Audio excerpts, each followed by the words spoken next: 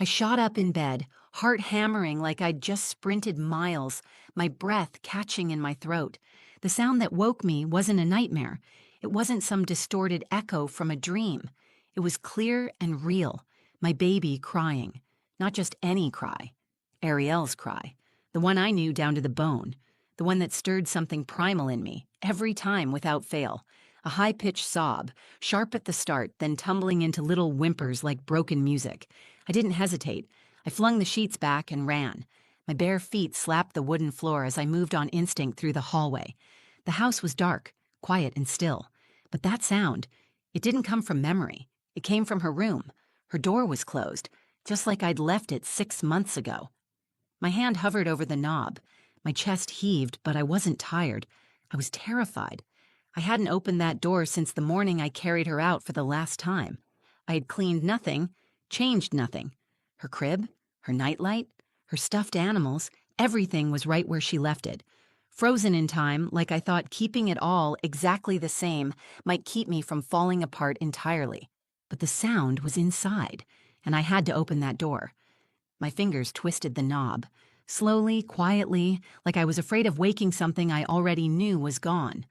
The room was dark, but the soft blue glow of the nightlight still cast shadows across the walls. I stepped inside, breath shallow, body stiff. And then I saw it.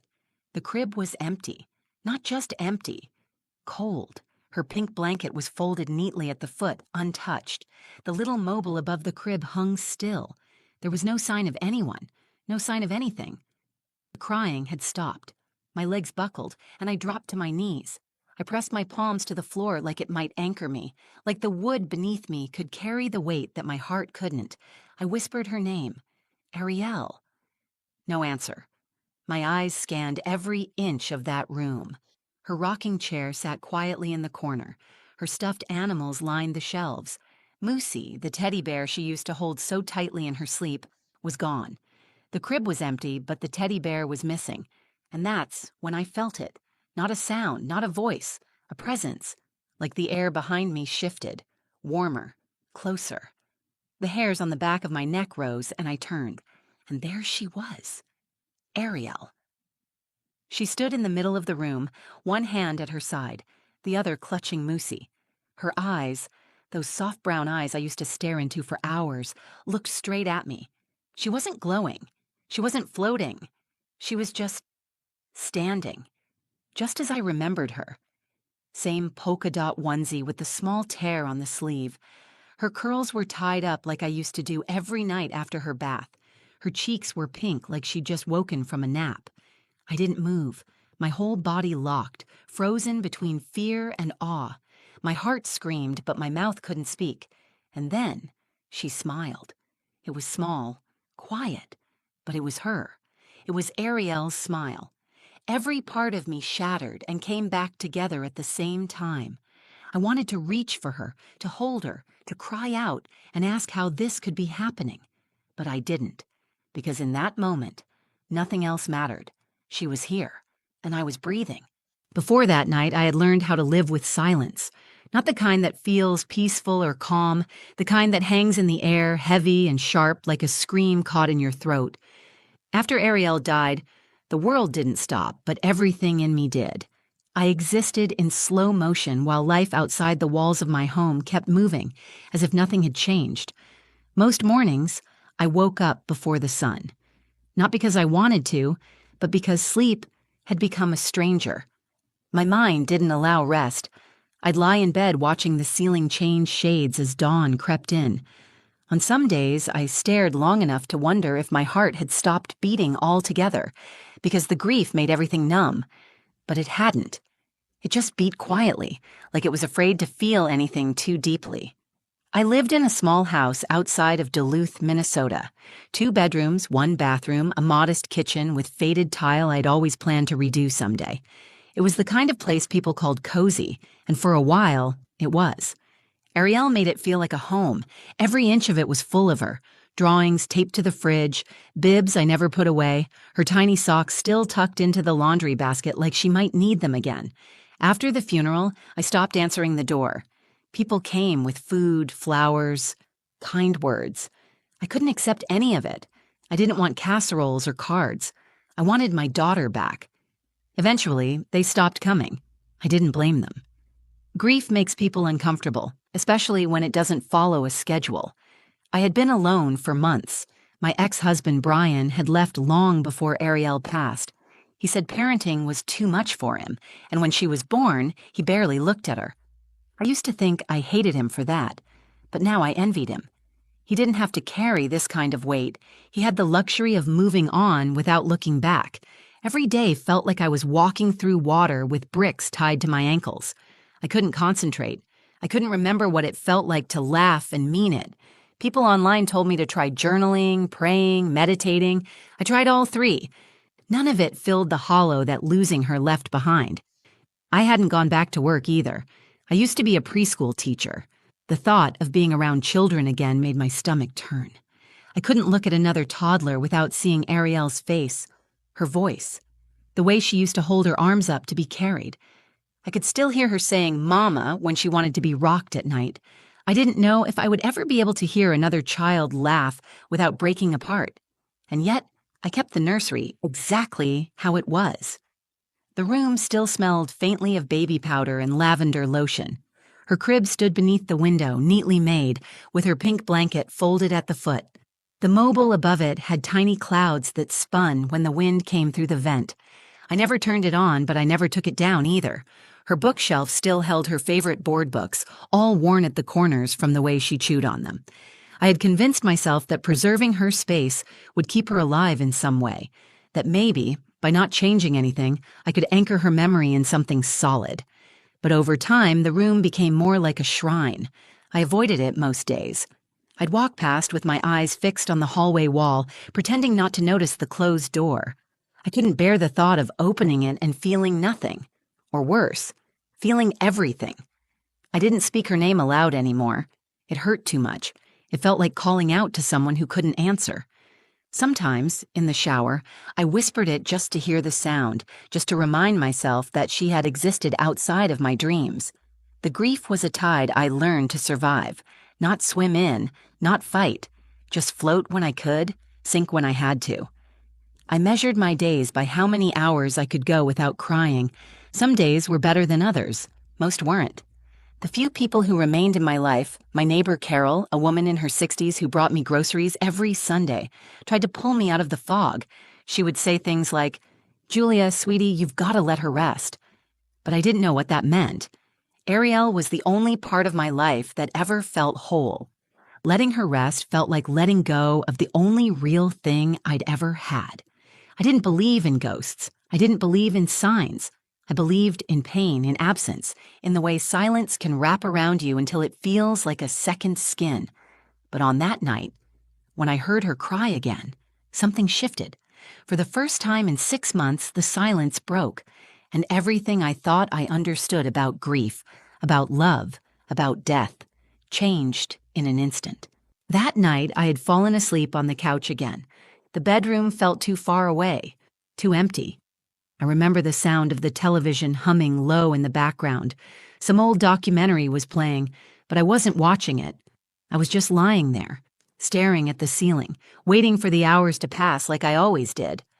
I remember pulling the old quilt around me, more for comfort than warmth, and closing my eyes, not really expecting rest. Then I heard her.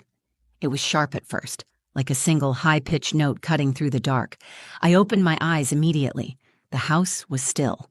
I stayed frozen for a second, not breathing, not blinking, unsure if I had really heard anything at all. Then it came again. Cry. My baby's cry. I knew that sound. Every mother knows the sound of her child's voice. I didn't need to think. My body moved before my brain did. I pushed the blanket off and ran. The hallway was colder than usual, the kind of cold that seeps into your bones. My hands trembled, but I didn't stop. When I reached the nursery door, I stood there and waited. My hand hovered inches from the knob. I told myself it wasn't real. I whispered that maybe it was the television. Maybe the house was settling. Maybe my mind had created the noise because I needed to hear it. But deep down, I knew better. I opened the door. The room looked exactly as it always did. Moonlight poured through the curtains, casting long shadows across the floor. The mobile above her crib spun gently, even though the air felt completely still. The crib was untouched, her blanket folded, the sheets smooth, empty. But something was wrong. Moosey was missing. That bear had never left the crib. It was the only thing I buried my face into when she died. I had pressed it against my chest at the funeral. I had held it on nights I couldn't stop shaking. I never moved it from that spot, and now it was gone. The crying had stopped, but I felt like I was still hearing it inside my head, like a ghost of a sound that wouldn't fade. I stepped into the room, slowly. The hardwood was ice under my feet. I looked at the rocker by the window, still. Her bookshelf, undisturbed, her baby monitor still plugged in on the shelf, blinked with a faint red light even though it had been dead for months. I whispered her name, not in a loud, commanding way. I said it like a secret I wasn't sure I had permission to speak aloud. Ariel! That's when I heard it, a soft creak behind me. My breath caught in my throat. I didn't move. My skin prickled with the feeling that I wasn't alone. I turned slowly, half expecting to see the door swinging, or maybe Carol, my neighbor, standing there confused. But it wasn't either of those things. I saw something small in the hallway, a shadow. It moved quickly, like a child slipping out of view. My legs locked in place. My chest ached from how tightly I was holding in my breath. I called out again, louder this time. Ariel? Nothing. I stepped back into the hallway. It was dark, but I could still see. The nightlight in the hallway cast a glow that flickered like a candle. I walked toward it. My eyes scanned the edges of the walls, the doors, the floor. Then I saw the bear, Moosey, sitting at the top of the stairs. My throat tightened. My body stopped moving. I hadn't touched that bear in weeks. It had been sealed inside the crib. The windows were shut. No draft, no explanation. But there it was, upright, clean, untouched. I walked toward it, picked it up slowly, and held it against my chest. It still smelled faintly of the lavender detergent I used when she was alive. My knees gave out, and I sat on the top step, clutching it like it was all I had left in the world. I looked behind me. The hallway was still empty. No footsteps, no sounds. But the crying had been real. My hands were shaking. My skin felt ice cold.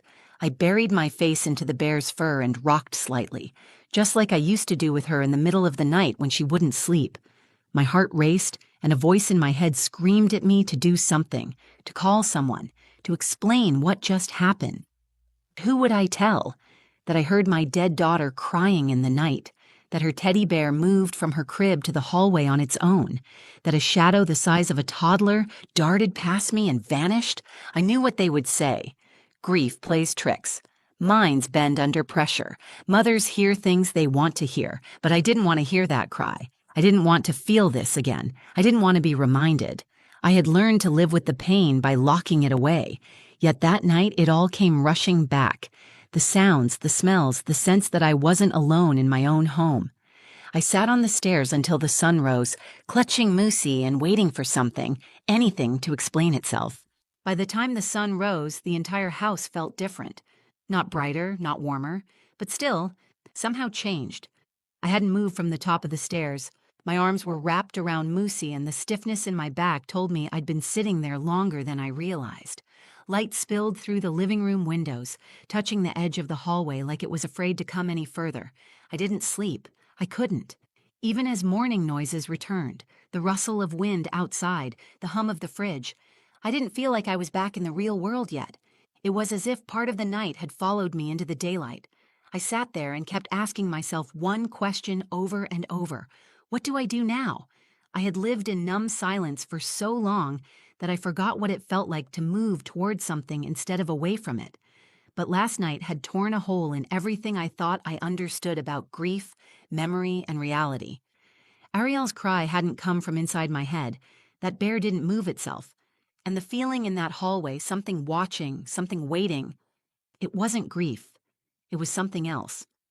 I stood up slowly, my legs stiff and weak beneath me. I didn't go to the kitchen. I didn't check my phone. I walked straight back to the nursery.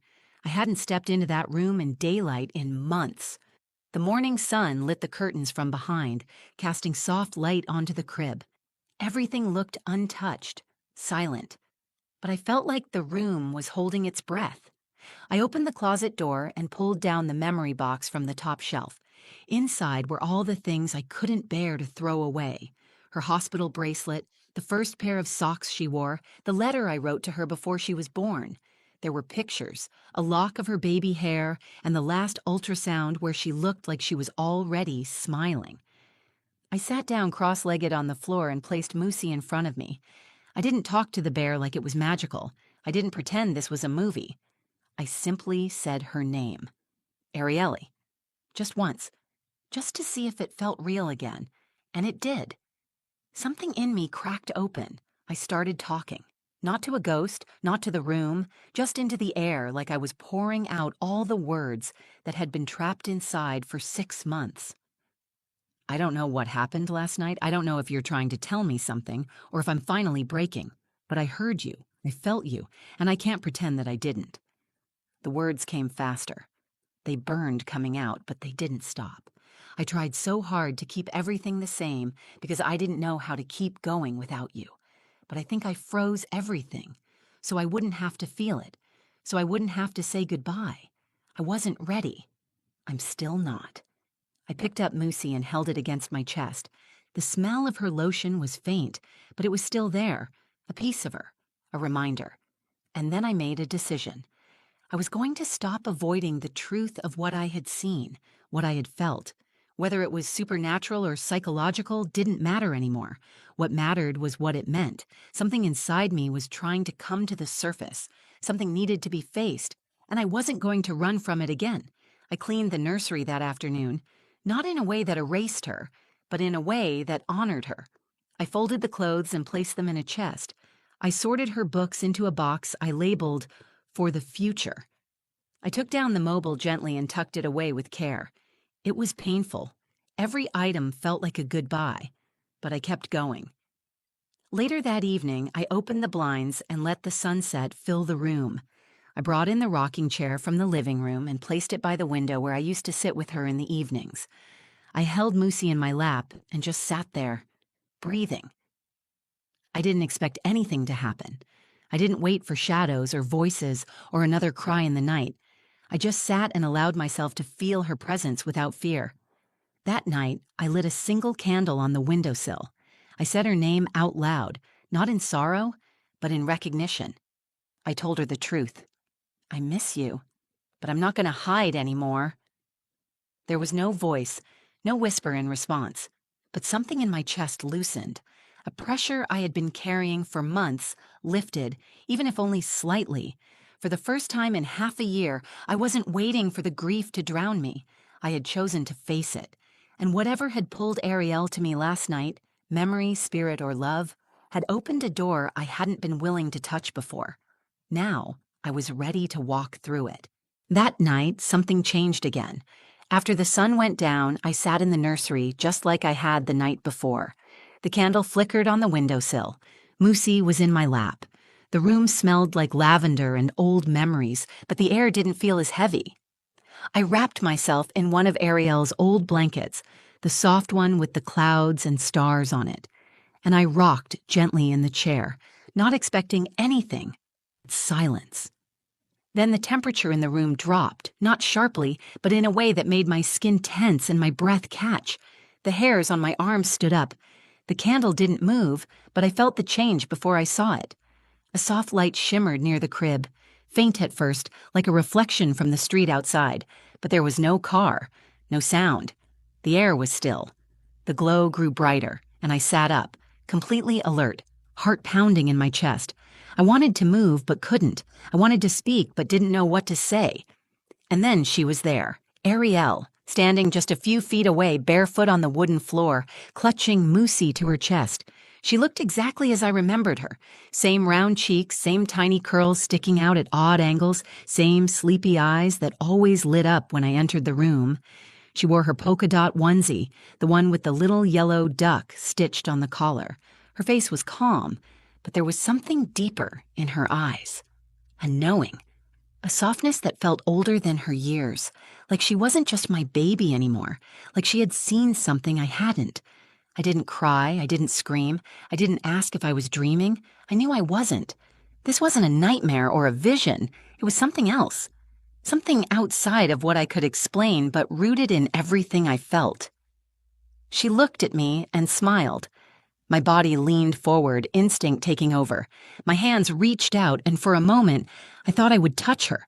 I thought I could lift her into my arms and feel her weight again, but she shook her head just slightly and took one small step back. Her lips moved. Her voice was barely above a whisper, but I heard her clearly. "Mommy, you forgot to say goodbye." The words hit like a stone thrown through a window. My chest cracked open. I covered my mouth and lowered my head, fighting the rush of guilt, of sorrow, of everything I had locked away since the morning I found her gone. "I didn't mean to," I said. "I wasn't ready. I couldn't." She nodded. "I know," she said, "but I came back so you could." I stood slowly, not taking my eyes off her. My legs were shaking, but I made it to the center of the room, where the light around her glowed brightest. She didn't move. She just looked at me, her small fingers still gripping the bear. "I miss you every second," I said. "Every part of me hurts without you." "I'm not gone," she said. "You just can't see me like before." The room pulsed with warmth then, a stillness that didn't feel cold or hollow but peaceful, like the world had paused to make space for something sacred. Ariel walked to the crib and gently placed Moosey inside. She turned back to me and smiled again, softer this time, like she knew this was goodbye, but also not the end. "I have to go," she said. "You have to stay." I fell to my knees, unable to hold myself upright. My hands pressed against the floor as I tried to steady my breath. My tears didn't burn. They released. They cleansed. "I love you," I whispered. She walked toward me, leaned close, and touched her forehead to mine. I closed my eyes, and in that moment, everything around me disappeared. The pain, the silence, the ache. All of it melted into the warmth of her touch. When I opened my eyes, she was gone. The light had faded. The air was still again. The candle burned steady on the windowsill. Moosey lay neatly in the crib just as she left him. But the room was not the same. It didn't feel haunted. It didn't feel broken. It felt full. Not with noise, not with ghosts, but with something real, something whole. For the first time since losing her, I didn't feel like I was chasing a memory. I felt like I had touched the truth, and it had touched me back. I stayed there on the floor for a long time, letting the tears come without fear, without shame. And when they finally stopped, I felt something I hadn't felt in months. Peace. Not the kind you read about in books, not the kind people try to sell you with platitudes. The kind that comes from facing the deepest pain and still standing. The kind that whispers, "You made it through." Ariel came back to give me that. She came back so I could finally let her rest, and so I could finally begin to live again. The next morning, the world looked different. Not because the trees were greener or the sky was clearer, but because something inside me had shifted. I woke up on the nursery floor, wrapped in Ariel's blanket. The candle had burned itself out sometime during the night, leaving a faint line of wax on the windowsill. Moosey sat quietly in the crib, just where she had placed him. I didn't feel startled. I didn't feel fear. I felt quiet. That was the first thing I noticed, a quiet that didn't scream or ache. It was calm. Still. I stood up, stretched, and looked around the room. The nursery no longer felt frozen in time. It didn't feel like a shrine or a prison. It felt like what it was always meant to be, a place filled with love. I left the door open when I stepped out. For 6 months, I had closed that door like sealing off the past would protect me from breaking. But now I understood that grief doesn't live in locked rooms or untouched furniture. It lives inside the heart, in the memories, in the way someone's presence lingers after they're gone. I made coffee that morning. I poured it into a mug with Ariel's handprint on it, one we had made at a pottery studio months before she passed. I used to keep it in the cabinet, out of sight. I couldn't look at it without shaking. But that morning, I held it with steady hands. I opened the window in the kitchen. The air smelled like spring. My neighbor Carol walked by as she did every morning, and instead of pretending not to see her, I waved. She looked surprised, but she waved back, her smile wide and warm. It had been a long time since I let anyone see me as something other than broken. Later that afternoon, I gathered the things I had tucked away in Ariel's memory box, The pictures, the bracelet, the letter. I sat on the living room floor and read every word of that letter again. I had written it the week before she was born. I told her how excited I was to meet her, how scared, how ready. I cried, but the tears didn't crush me. I spent the rest of the week rearranging the nursery. I moved the crib to the side wall and replaced it with a reading nook. I brought in a small desk and set up a corner where I could write. Not because I wanted to forget Ariel, but because I wanted to let her memory live inside something new. I didn't want her to be a moment I ran from. I wanted her to be the reason I moved forward. I started attending a support group for mothers who had lost children. I listened to their stories, their pain, their small victories. At first, I didn't speak. I just sat and absorbed the weight of their words. But then, one evening, I raised my hand. I told them everything, about the cry in the night, about Moosey, about Ariel's voice, about how she told me I forgot to say goodbye. No one looked at me like I was crazy. No one questioned what I saw. They just nodded, and some of them cried. Because whether or not they had experienced what I did, they understood what it meant to need one last moment, to need closure that doesn't always come the way we expect. In time, I returned to the preschool where I used to work. I was afraid at first, afraid that being around children would undo all the progress I had made. But it didn't. It reminded me of why I loved what I did. It reminded me of Ariel's joy, her curiosity, her laughter. One afternoon, a little girl with wild brown curls came up to me and placed a drawing in my lap. It was of a woman and a baby, holding hands beneath a sun with a face. The girl smiled and said, "That's you and your baby. She visits you, right?" I couldn't speak for a moment. I just nodded. Children see things that adults forget how to believe.